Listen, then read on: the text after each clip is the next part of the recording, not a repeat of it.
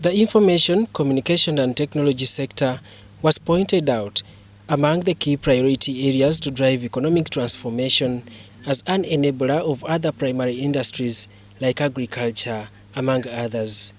Even in the recent drive to increase production at parish level, the Parish Development Model Information System was developed to profile different households before funds are released to the parishes. However, such efforts under the ICT sector are likely to face huge breakdown resulting from low funding. And yet we are government communicators, but we are communicators now without any funding.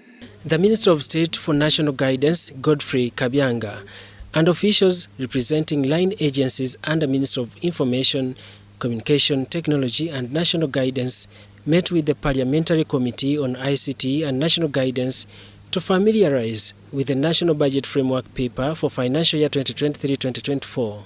Underfunding topped the discussion to account for the low performance by different sectors. And if it wasn't for the fact that I have lived long in the government and so I have some networks, even the little voice, the little you see at the media center wouldn't be there. And because the people who manage finances, both in the ministry and the Ministry of Finance, it seems to me communication is not their priority. The MPs questioned why Minister of Finance has continued to delay in fulfilling some of its promises, which have since failed in service delivery. I think one of these days we shall join efforts and we go there in the Ministry of Finance. You know, this work is not for the ministers alone.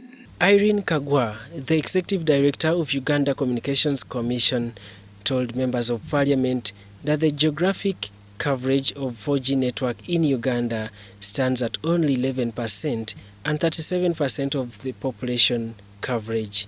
Now, it's also important for us as a committee or as a sector to recognize that coverage does not translate into usage.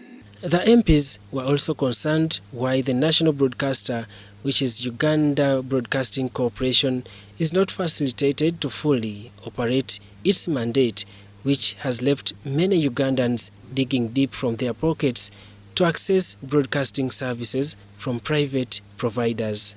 To us, we get the feeling that maybe UBC is not a priority to government.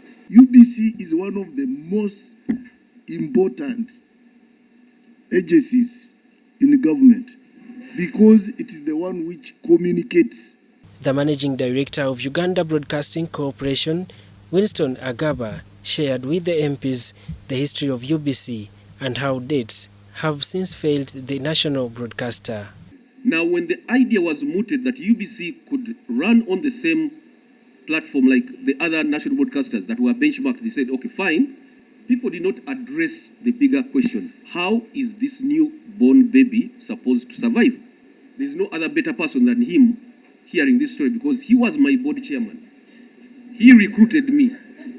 He knows the actual pain that we have suffered all these years. MD Agaba has tasked government to consider facilitating the already existing digital terrestrial transmission sites DTTS in order to ensure up to 70% coverage of free-to-air services across the country. Agaba says the public can be saved from overstretching to pay private television service providers if government considers facilitating the 18 DTT sites which were put up by government to enhance free-to-air TV services in the country. Right now, the majority of people are all on the pay TV platform. So we are donating money to MultiChoice, to GoTV, to StarTimes, to Zook, to all these platforms that are charging us money. The MPs have agreed to hold a separate engagement with the Minister of Finance, Planning and Economic Development and the Minister of ICT and National Guidance to have a harmonized approach to the challenges affecting the ICT sector. Daniel Mugoya, Gloria Gutabinji, UBC News.